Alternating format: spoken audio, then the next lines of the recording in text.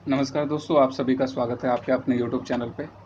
आज की वीडियो में हम डिस्कस करेंगे पाचन संस्था की बीमारियों के बारे में और पाचन संस्था में से संबंधित कौन सी बीमारी होने पे स्टूल का कलर किस कलर का आता है, इसके बारे में हम इस वीडियो में डिस्कस करेंगे। आपने देखा होगा कि नॉर्मली जो स्टूल का कलर होता है वो पीला होता है, लेकिन कुछ केस में सफ़ेद कलर का स्टूल आता है, कुछ में काले रंग का स्टूल आता है, कुछ में लाल रंग का स्टूल आता है, कुछ में मटमैले रंग का स्टूल आता है और कुछ में हरे रंग का स्टूल आता है। तो किस बीमारियों में किस कलर का स्टूल आता है, इसके बारे में हम इस वीडियो में डिस्कस करेंगे। तो चलिए शुरू करते हैं। साधारणतः लैट्रिन का कलर पीला होता है। लीवर के बाइल्स व आरबीसी जो मर जाते हैं और उनका इलेक्ट्रोलाइट्स इत्यादि सब निकलने के बाद जो कचरा बचता है, उसी कारण लैट्रिन का कलर पीला दिखता है, जो कि स्टूल के रूप में बाहर निकलता है। सबसे पहले हम जानेंगे कि किसी व्यक्ति को सफ़ेद रंग का लैट्रिन क्यों आता है। अगर किसी व्यक्ति का लीवर बिल्कुल ही काम नहीं कर रहा है तो ऐसी अवस्था में उस व्यक्ति को सफ़ेद कलर का लैट्रिन आता है। ये स्थिति बहुत ही खतरनाक होती है, इसमें व्यक्ति की जान भी जा सकती है। तो अगर किसी भी व्यक्ति को सफ़ेद रंग का लैट्रिन आ रहा हो तो उनको ज़रूर डॉक्टर से दिखाना चाहिए। अब हम जानेंगे कि किसी व्यक्ति को काले रंग का लैट्रिन क्यों आता है। अगर कोई व्यक्ति आयरन की टैबलेट खा रहे हों तो ऐसे व्यक्ति को काले रंग की लैट्रिन आती है। तो इसके अलावा पिगमेंटेशन ख़त्म करने के लिए एक ट्रीटमेंट है न्यूरोथेरेपी में, जिसको कि ब्लैक ट्रीटमेंट कहते हैं। तो जब उपचार के दौरान किसी रोगी को ब्लैक ट्रीटमेंट देते हैं तो उस रोगी को 1 या 2 दिन हो सकता है कि काले रंग का लैट्रिन हो। तो इस स्थिति में रोगी को समझाना चाहिए कि परेशान होने की ज़रूरत नहीं है। ये शरीर का जो टॉक्सिन है वो बाहर निकल रहा है, इस वजह से उनके लैट्रिन का कलर जो है वो काले रंग का हो रहा है। अब हम जानेंगे किसी व्यक्ति को लाल रंग का लैट्रिन क्यों आता है। तो आमतौर पे पाइल्स यानी बवासीर के कारण जो रक्त निकलता है, तो इस वजह से लैट्रिन का कलर भी लाल दिखता है। या फिर बड़ी आँत में कोई जख्म हो तो इस कारण भी जब वो व्यक्ति लैट्रिन करते हैं तो उनके लैट्रिन का कलर लाल दिखता है। इसके अलावा चुकंदर खाने के कारण भी जो लैट्रिन है उसका कलर लाल दिखता है। अब हम जानेंगे कि किसी व्यक्ति को मटमैले रंग का लैट्रिन क्यों होता है।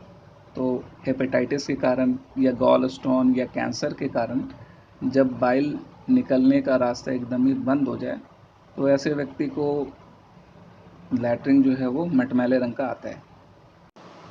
अब हम जानेंगे कि किसी व्यक्ति को हरे रंग का लैट्रिन क्यों आता है।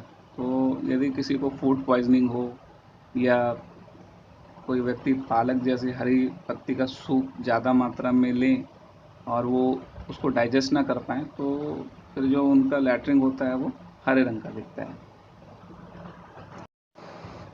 अब हम डिस्कस करेंगे यूडीएफ के बारे में। यूडीएफ मतलब अनडाइजेस्टेड फूड।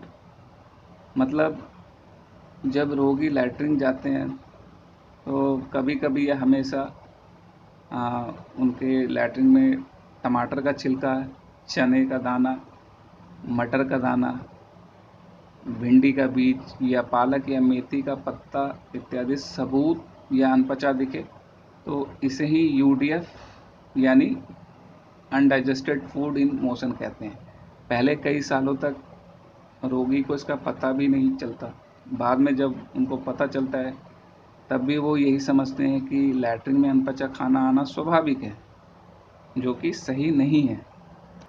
सबसे पहले हमें यह समझ लेना चाहिए कि कोई भी चीज़ जो गले से नीचे उतरा हो वह अपने ओरिजिनल शक्ल या निजी रूप या रंग में लैट्रिन में कभी भी दिखना नहीं चाहिए।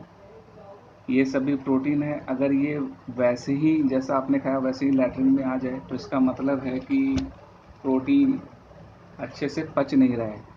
तो कुछ लोगों का कहना है कि खाना हम चबा के नहीं खाते हैं तो इस वजह से भी खाना जो है वो वैसे ही लैट्रिन में आ जाता है, जबकि ऐसा नहीं है।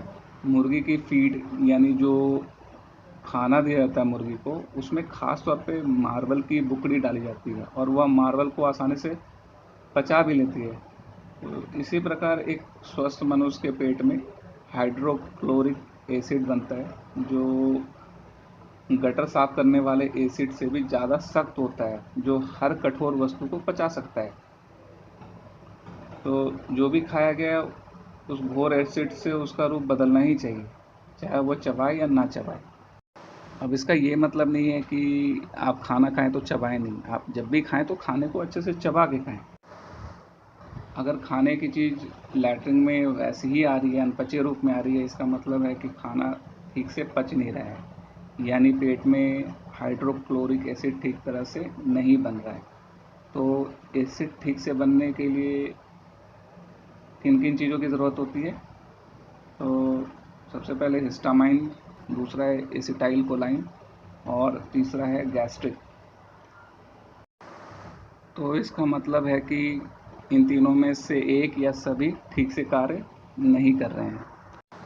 सबसे सख्त जो एसिड होता है उसका पीएच मान 0 होता है, जबकि पेट में कम से कम 1 पीएच मान वाला एसिड होना चाहिए ताकि वो खाने को अच्छे से पचा सके। और पानी का पीएच मान आप जानते ही हैं कि 7 होता है। तो अगर पेट की एसिड का पीएच मान 1 ना होकर 4 या 5 होता है तो ये खाने को नहीं पचा पाएगा। तो इस कारण क्या होगा, खाना जो है वो अनपचा ही लैट्रिन से बाहर निकलेगा। इतना ही नहीं, अगर घोर एसिड रहेगा पेट में, मतलब जिसका पीएच मान 1 हो, तो उससे क्या होगा कि पेट में बैक्टीरिया या वायरस जिंदा नहीं रहेगा। ठीक है, अगर किसी के पेट में बैक्टीरिया या वायरस जिंदा है तो हमें ये समझना चाहिए कि उसके पेट में जो एसिड है उसका पीएच मान 1 नहीं है, मतलब हो सकता है उसके एसिड का पीएच मान 4 हो या 5 हो, मतलब उतना ज़्यादा घोर एसिड नहीं है जो कि खाने को अच्छे से पचा सके। तो इस वजह से क्या होगा कि उसके पेट में बैक्टीरिया और वायरस होगा और जो खाना है वो अनपचा ही लैट्रिन के साथ बाहर आएगा। तो न्यूरोथेरेपी के द्वारा एसिड के पीएच मान को ठीक करते हैं ताकि जो खाना है वो अच्छे से डाइजेस्ट हो, या किसी के पेट में एसिड कम बन रहा है तो न्यूरोथेरेपी के द्वारा उसके पेट में एसिड की मात्रा को बढ़ाते हैं ताकि खाना अच्छे से डाइजेस्ट हो सके और उस व्यक्ति को किसी भी तरह की कोई परेशानी ना हो। अगर पेट की एसिड ठीक हो तो कोई बीमारी शरीर में आ ही नहीं सकती है। सो पेट की एसिड बहुत ही सख्त होनी चाहिए। यही कारण है कि मैंने पीछे अपने वीडियो में बताया था कि खाना खाने के तुरंत बाद आपको पानी नहीं पीना चाहिए, क्योंकि ऐसा करने से क्या होता है, पेट का जो एसिड है वो शांत हो जाता है, तो फिर खाना जो है वो अच्छे से डाइजेस्ट नहीं होता है। तो इन चीज़ों का ध्यान रखना चाहिए कि आप जब भी खाना खाएं तो तुरंत पानी ना पिए, कम से कम 45 मिनट का आप वेट करें, 45 मिनट के बाद ही पानी पिए खाना खाने के बाद। तो दोस्तों इस वीडियो में इतना ही। अगर आपको किसी भी तरह की समस्या है, पेट से संबंधित कोई भी समस्या है और आप घर बैठे अपना न्यूरोथेरेपी के द्वारा ट्रीटमेंट करवाना चाहते हैं तो आप मेरे से व्हाट्सएप पे कांटेक्ट कर सकते हैं। व्हाट्सएप नंबर मैंने इस वीडियो के डिस्क्रिप्शन में डाला हुआ है, तो वहाँ से आप मेरे से कांटेक्ट कर सकते हैं। तो उम्मीद करता हूँ आपको ये जानकारी अच्छी लगी होगी। अगर अच्छी लगी तो इस चैनल को लाइक शेयर और सब्सक्राइब कीजिए। धन्यवाद।